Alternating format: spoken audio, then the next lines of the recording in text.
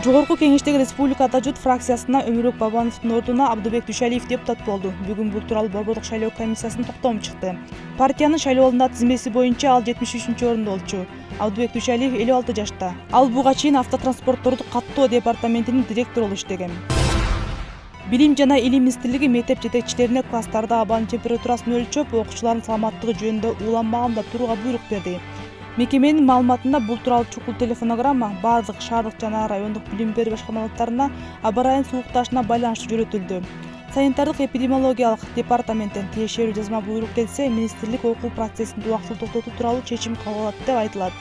Белгилей кетсек, Кыргызстандын өзгөчө кырдаалдар министрлиги 26-29 январда өлкөдө суу күчөп, 1000 Цельсий градуска чейин жетерин айткан.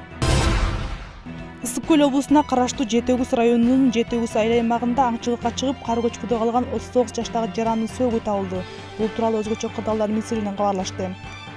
Эске салсак, кечээ саат 17:00 чамасында Көк Жайык жайлоосунун Телдик участогуна кар көчкү түшүп, ал аймакта жүргөн 3 адамдын бирин басып калган. Аны издөөгө бүгүн 52 куткаруучу жана 50 жергиликтүү тургун тартылган.